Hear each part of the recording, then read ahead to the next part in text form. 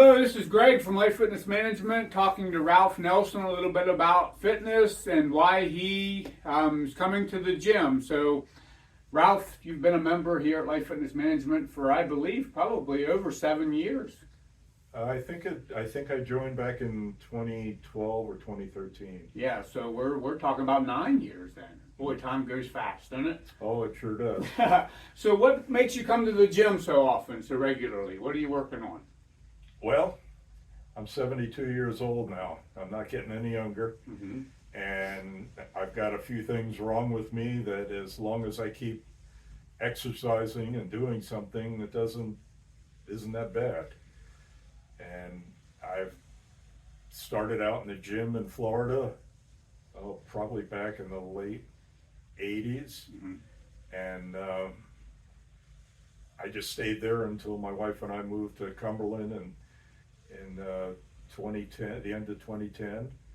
And I saw this place. I came over here, and Amy, I think, were here. Mm-hmm. And they showed me around, and I didn't join right away, but probably a year later, I believe I did. Okay, excellent. So you've been doing some exercising for a while. Yes.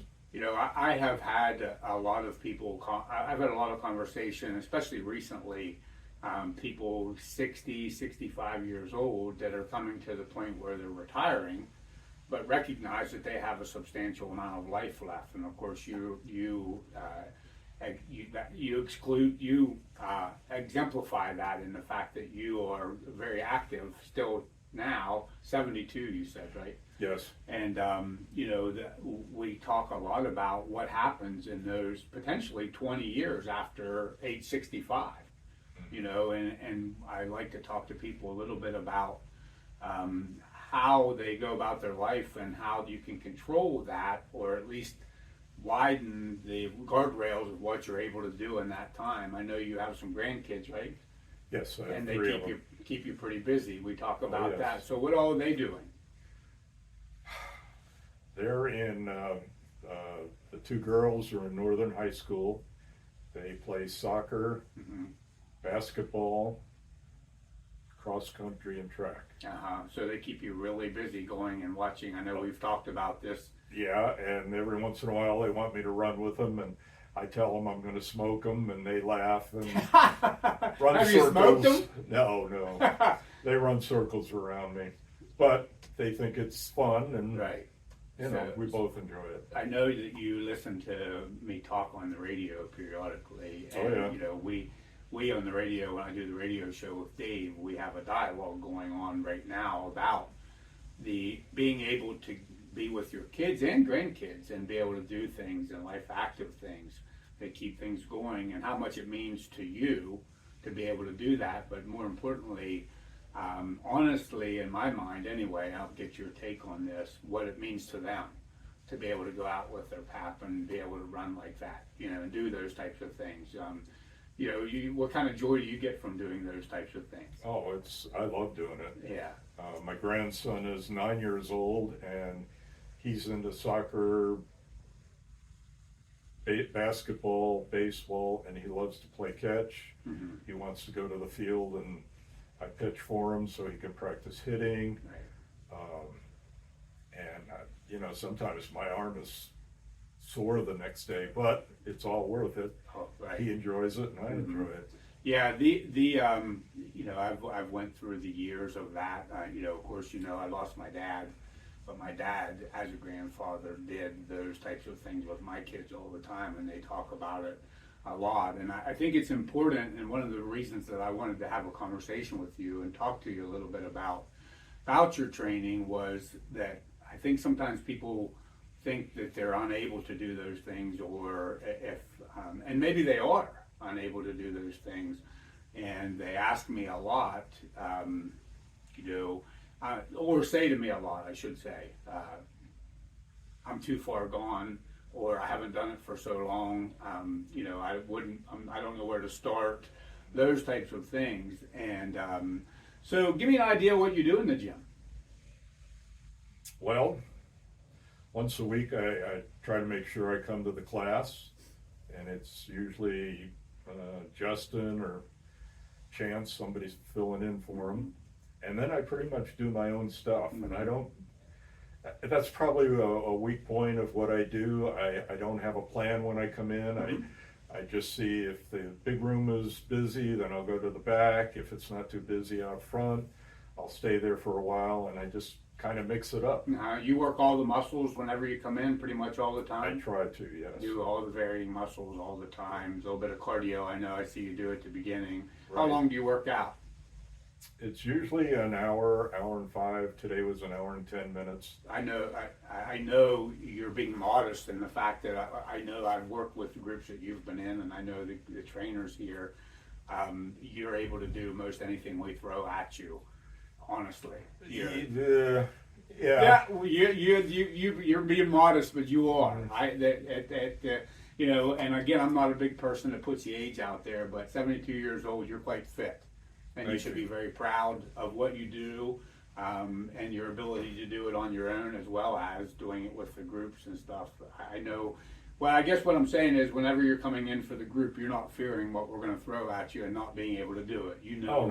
Oh, no, I joke with Justin, but Yeah, the truth Yes. is you are able to do most anything we put out there for you to do within reason, and that's a testament to all your fitness and all the time that you spent doing it. Thank you. So those things are you deserve to be commended on that, and one of the reasons I wanted to chat with you today was I think you're not that you are necessarily out there looking to be a role model, but there's a lot of people that are 62, 52 years old, haven't done the type of exercise that you have over the years, or wondering if they should start or wondering where to start. And I believe that you're a testament to the fact that if you get in there and start doing it, time and effort over time, creates that. I mean, you've been exercising for how long? probably back, I think I started in my late 20s. Okay, so you've been doing it for a long time. Oh, yeah. So it's a testament to be doing it consistently over and over again. But do you have any words of wisdom for somebody who maybe hasn't done that and is 52 years old out there wondering if they should start? Any time is good to start. You just gotta stay at it. Mm-hmm. I've been in a couple gyms in Florida, and I did the YMCA a little bit up here when we first came. This place is great, Mm-hmm. and I don't want to sound like we're making a commercial, but I've been happy with all the trainers here. Good. You guys point out how to do things differently, or how to be safe doing something, Mm-hmm. or my posture isn't exactly right, and I really appreciate that, and it's Mm-hmm. very helpful. But anybody, I would suggest they get started and stay with it, because you'll feel better mentally and physically. Yeah. And sometimes I struggle with discouragement, and I come in here and work out for a while, and I feel better. Good.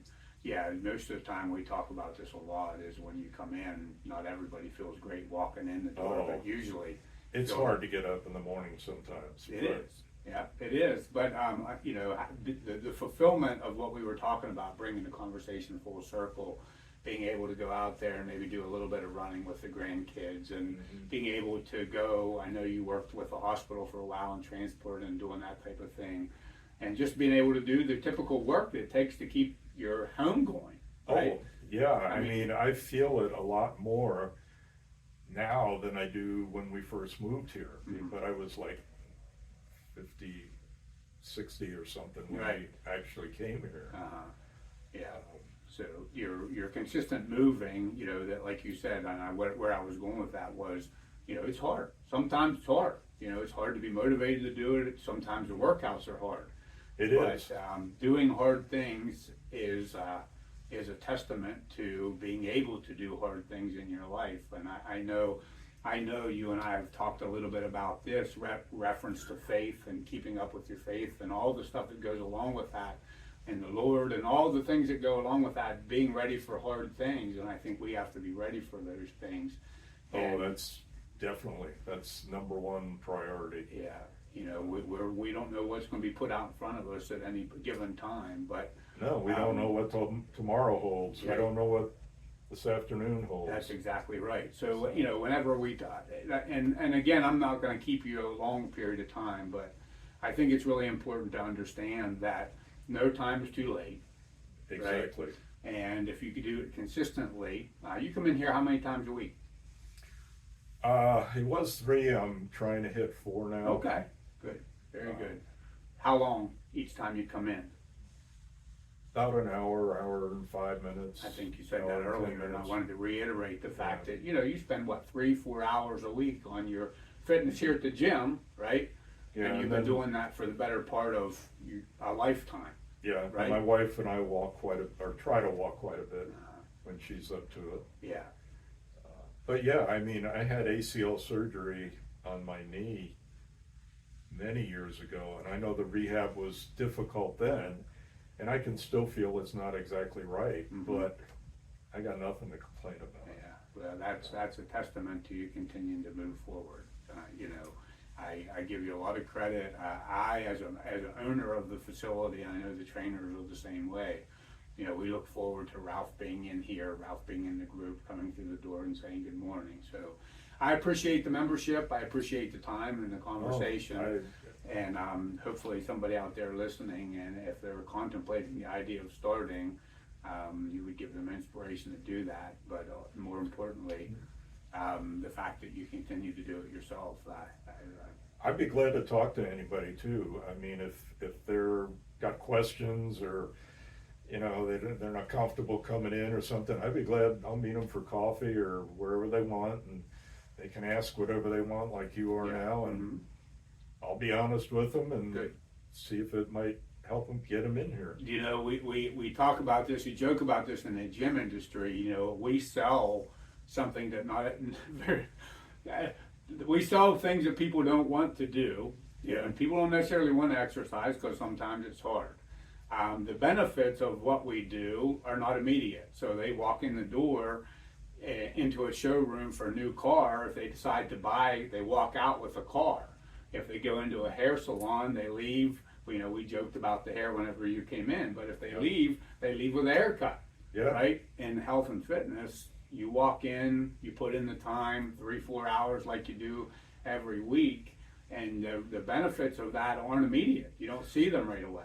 The mental benefits are, though. I mean, I can go out of here feeling much better than when I came in, and my whole day can be influenced by that. Yeah. So mentally, yes, you got to be a little bit more patient if it's losing weight or getting fit or something like that, but it's worth it. Yeah, and I 100% agree with you. We talked about, going back to the radio show, we talked about this yesterday, in the fact of saying, you know, very few times whenever somebody comes in do they say to me, oh, I'm great. But on the way out, they say a lot of times, I feel a lot better than I did when I came in. Exactly. And that is the immediate benefit of it, but you got to put the work in to do that. But then also the gratitude of being able to go for a walk with your wife and being able to go out there and play with your grandkids and just keep up the pace of life. Yeah, my granddaughter wanted to go to the gym the other day, and she wanted me to rebound for her. And I thought, oh, it's not going to be that hard. But she just went around the 3-point circle, and she just kept shooting as quick as I could get it to her. And I could feel it at the end of our time in the gym. Yeah. But I'm glad I could do it for That's her. exactly right. So there's a benefit of doing what you do every day in here that reaps a little bit later on down the road, which is really, really good. Yeah. And the message that we're trying to get out, you know, whether you come here or any other gym or wherever you go, the important thing is we got to move, we got to work all the muscles, and we got to keep them as active as we can. You know as well as I do, and I've said this 100 times, the guardrails of what we're able to do in life decrease as we get older. Yes. But we do have some ability to keep them out there, right? As if we do the work, we can just concede and let them shrink, or we can maximize our time and effort and keep them out there for as long as we can. And you're a testament to keeping them out there for as long as you can. So I appreciate you taking the time talking to me. Oh, and anytime. we'll go on from there. Thanks, Ralph. You're welcome. I appreciate it. Thank you very much.